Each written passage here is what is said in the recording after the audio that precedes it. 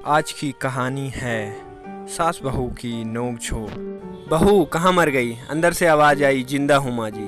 तो फिर मेरी चाय क्यों अभी तक नहीं आई? कब से पूजा करके बैठी हूँ, ला रही हूँ माँ जी। बहू चाय के साथ भजिया भी ले आई। सास ने कहा, तेल का खिलाकर क्या मारोगी? बहू ने कहा, ठीक है माँ जी, ले जाती हूँ। सास ने कहा, रहने दे, अब बना दिया है तो खा लेती हूँ। सास ने भजिया उठाई और कहा, कितनी गंदी भजिया बनाई है तुमने। बहू, माँ जी मुझे कपड़े धोने हैं, मैं जाती हूँ। बहू दरवाजे के पीछे छिपकर खड़ी हो गई। सास भजिया पर टूट पड़ी और पूरी भजिया ख़त्म कर दी। बहू मुस्कुराई और काम पर लग गई। दोपहर के खाने का वक्त हुआ। सास ने फिर आवाज़ लगाई, कुछ खाने को मिलेगा? बहू ने आवाज़ नहीं दी। सास फिर चिल्लाई, भूखे मारोगी क्या? बहू आई, सामने खिचड़ी रख दी। सास गुस्से से, ये क्या है? मुझे इसे नहीं खाना, इसे ले जाओ।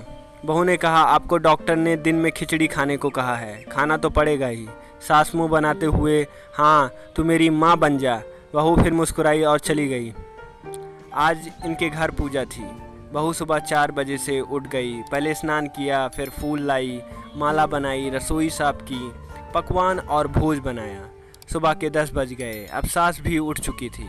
बहू अब पंडित जी के साथ भगवान के वस्त्र तैयार कर रही थी। आज ऑफिस की छुट्टी थी, इसलिए उनके पति भी घर थे। पूजा शुरू हुई। सास चिल्लाती, बहू ये नहीं है, वो नहीं है।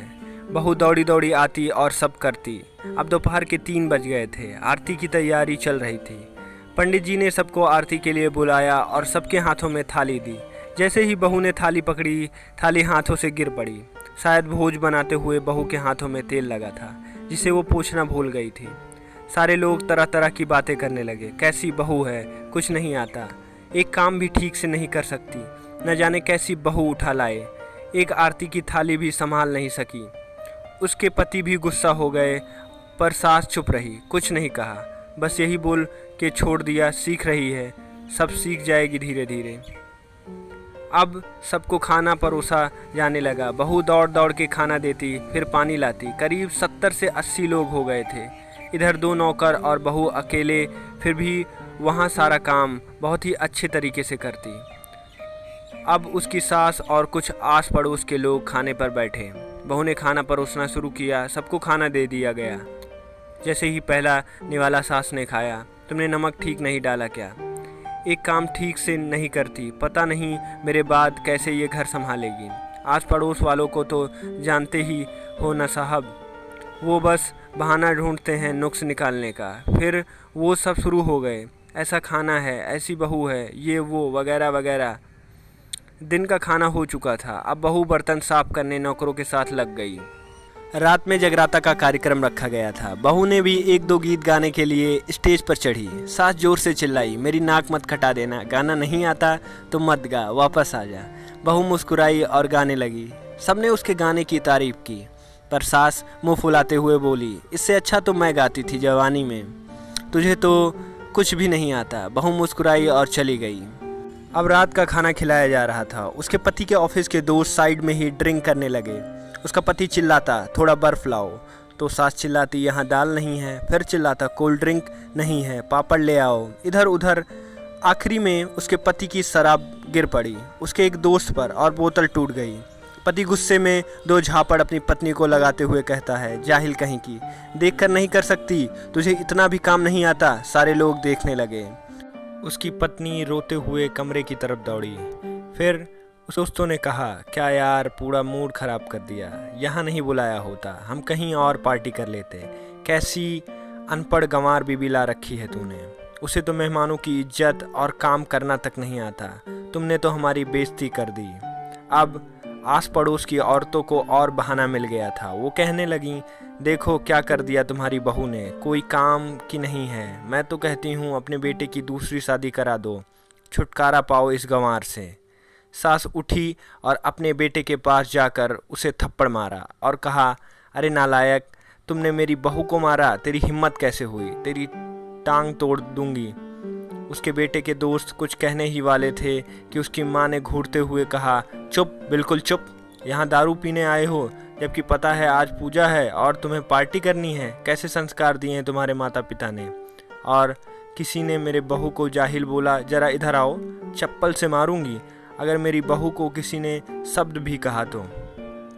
अरे पापी, तूने उस लड़की को बस इसलिए मारा कि तेरी शराब टूट गई।